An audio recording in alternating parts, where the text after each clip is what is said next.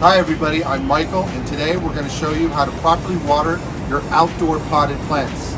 From large to medium to small. So, you ready to dig in? Let's grow.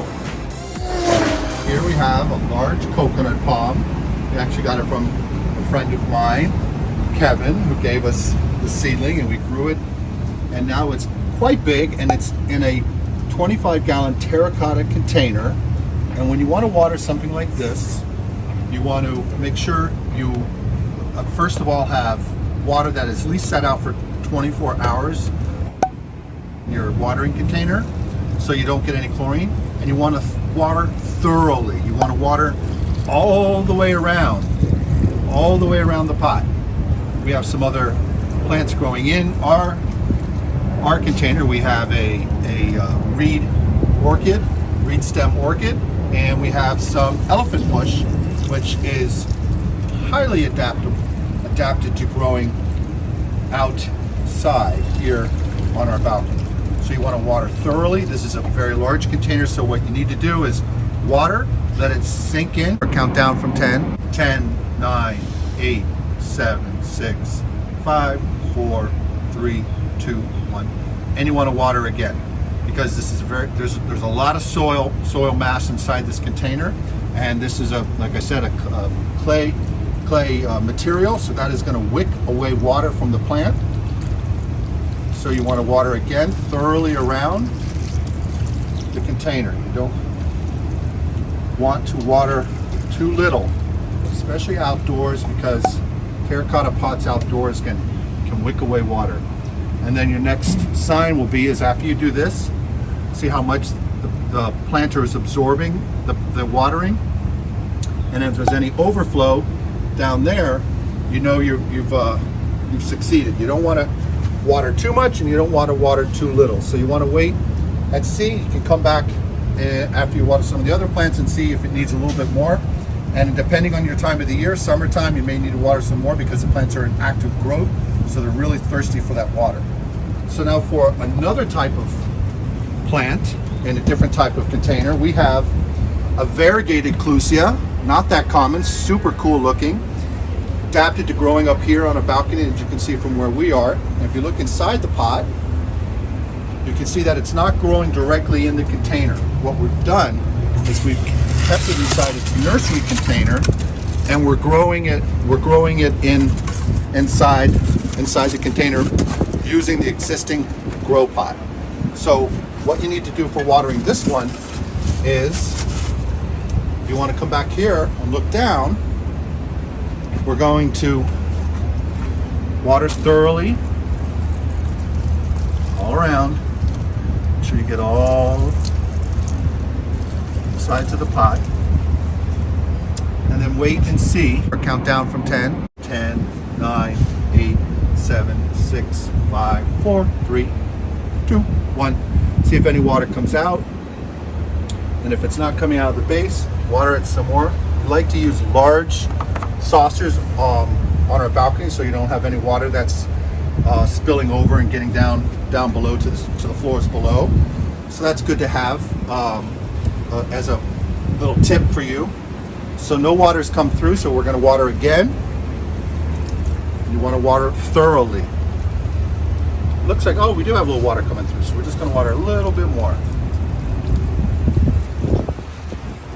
And that's all you really need to do.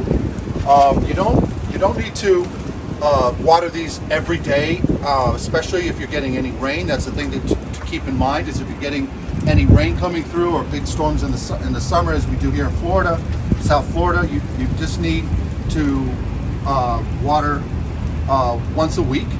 And if you notice your plants are wilting or drooping, it could be that you're having a lot of hot days. You can add a little bit more water. Don't do a little bit more water. Water thoroughly and water well, but then just keep an eye on your plants to see how they're doing. And for your little guys and your small containers, you still want to water thoroughly and well. Water all the way around the container. But these will drain a little quicker. So you just want to hold it up and take a look and see how much water is coming out. Count to 10 again, or count down from 10. 10, 9, 8, 7, 6, 5, 4, 3, 2, 1. All right, so we have no water coming through, so what we're gonna do is water some more.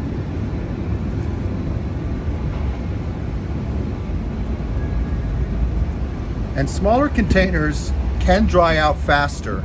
So instead of every 7 days, you may need to water these a little bit more. Ours is in a terracotta container that's been glazed, so it can wick away at the top on the inside edge. So this could actually dry out faster.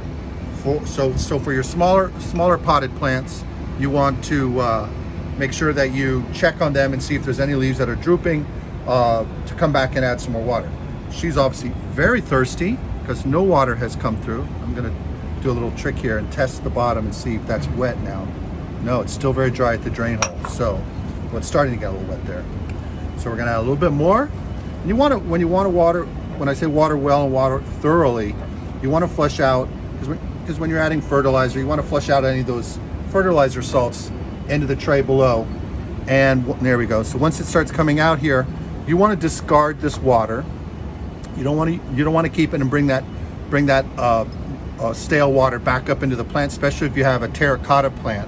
It's not so much an issue in like in the plastic container where we had the variegated clusia, but you do want to dispel this water, so you don't have it in your container. So I'm just going to go off screen here and put this in a bucket, and then you just bring your plant back, put her in her saucer, and you're good for just about a week. This is what we found in this plant. This is the dwarf schefflera. And so on speaking of plants, you want to know the needs of your plant too. When I say it's a rule of thumb every 7 days to water, but if you have a cactus or you have a plant that's very drought tolerant and doesn't want a lot of water, you can throttle back that watering. So I encourage you to check out our channel and subscribe, because we're going to be doing lots of videos on different plants and their watering needs. So for the ones we did today, the dwarf schefflera, the variegated clusia, and the coconut, even though they're all different sized containers, we typically water them once a week, except when there's a lot of rain. And sometimes during the summer, as you all know, we get those 3 o'clock thunder boomers, and they come through and they'll douse our plants for us. So you could look at the weather forecast to see what's coming up in the next couple of days to get a guide. If you're saying, hey, it's my watering day, but there's going to be a bunch of storms coming through, maybe think again and don't do that, because you don't want to overwater your plants. That's always a problem for folks that I've noticed over the years, is that people tend to overwater, and that can cause a lot of problems, especially with root rot. So we hope that was helpful, and if you have any questions, please just leave them in the comment box below. Until the next video, see you later. If you found value in this video, hit the subscribe button and the notification bell. We post weekly. Thanks.